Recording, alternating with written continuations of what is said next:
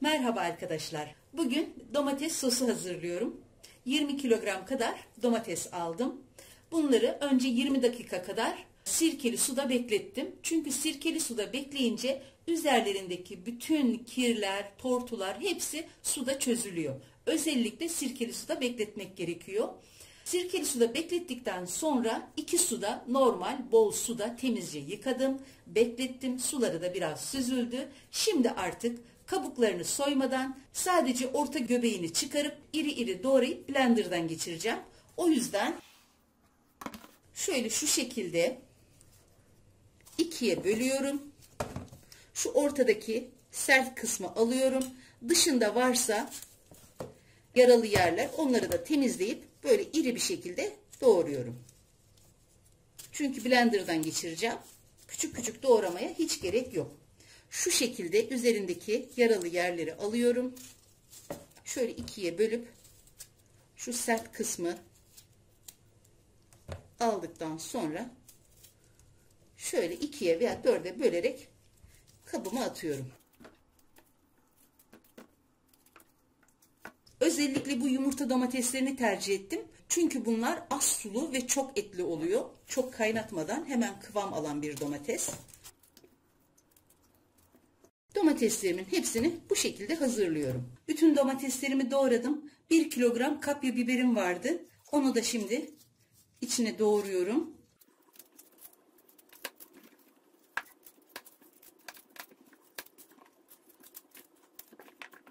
Kapya biberin girdiği domates sosunun hem kıvamı hem de rengi çok daha güzel oluyor. Yoksa yani eklemek zorunda değilsiniz. Sadece domatesle de domates sosu yapabilirsiniz.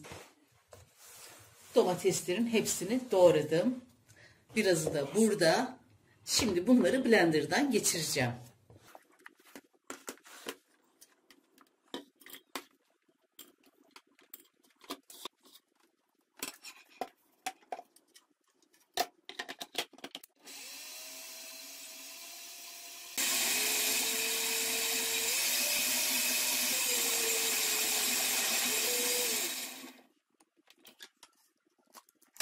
Böyle püre haline gelen domatesleri hemen tenceremin içine boşaltıyorum. İlk tenceremi doldurdum. Hemen ocağa aldım ve harlı ateşte kaynayıncaya kadar harlı ateşte tutuyorum. Kaynadıktan sonra kısık ateşe alacağım. Şimdi de diğer tencere için domatesleri blenderdan geçirmeye devam ediyorum.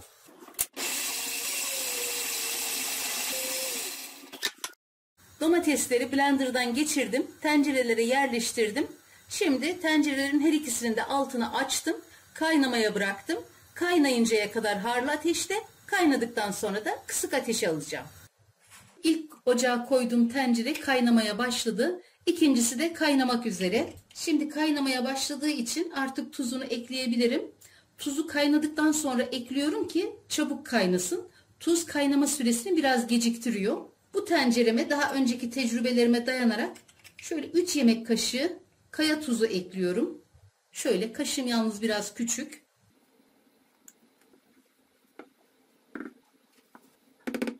İlk tencerem kaynamaya başladıktan sonra orta kısığa aldım. Şu anda orta kısıkta kaynamakta. Yumurta domatesleri yaklaşık 1 saatte kıvama geliyor. Ama o sulu köy domatesleri en az 1,5 saat kadar kaynatmak gerekiyor. Yine de başında bekleyip kıvamına bakmak gerekir. Yani ille de şu kadar saatte şu kadar kaynatılır diye bir şey söz konusu değil. İkinci tencerem de kaynamaya başladı. Onu da orta kısığa aldım. Onun içine de 2 yemek kaşığı kadar tuz ekliyorum. Bu şekilde ocakta yaklaşık 1 saat kadar kaynatacağım. Tabii yine bir kıvamına bakıp ona göre kavanozlara koymaya çalışacağım. Evet arkadaşlar, yaklaşık 50 dakikadır kaynıyor ama orta kısıkta. Şimdi kontrol ettim şu büyük tencereyi. Olmuş, olduğunu da şöyle anlıyorum. Bakın üzerinde hiçbir tortu kalmadı ve şöyle karıştırdığımda domates sosunun, püresinin daha doğrusu böyle dibine çöktüğünü görüyorum. Artık bu şekilde olunca domates sosumuz olmuş, kıvama gelmiş demektir. Biraz daha yüksek ateşte yaptığınızda yarım saatte de kıvama gelebilir. Şu küçük tenceremde bundan birkaç dakika sonra kaynamıştı. O da olmuş. Onu da karıştırdım. Bakın suyu tamamen yüzüne çıktı. Şu şekilde.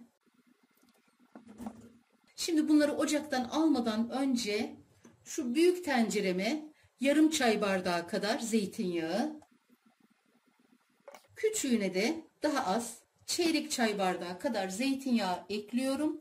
Bu zeytinyağı sosumuzun daha parlak, daha güzel olmasını sağlıyor. Eklemek zorunda da değilsiniz. Ama eklerseniz çok daha parlak, güzel bir sos elde etmiş olursunuz. Şöyle karıştırıyorum. 5 dakika daha kaynatıp ocaktan alıyorum. Bu arada kavanozlarımı tezgahın üzerine diziyorum. Zeytinyağında ölçü 10 litrelik bir tencere için en az yarım çay bardağı zeytinyağı. Şöyle küçük 5-6 litrelik bir tencere içinde çeyrek çay bardağı zeytinyağı yeterli gelecektir. Daha fazla da ekleyebilirsiniz. Hani bu ölçünün üstünde de ekleyebilirsiniz. Şöyle bir karıştırıyorum. Şöyle bir cezve yardımıyla yavaşça dolduruyorum.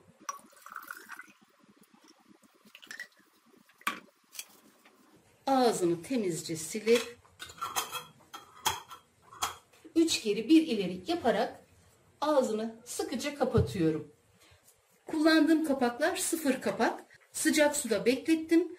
İyice kuruttum. Şu anda onları kullanıyorum.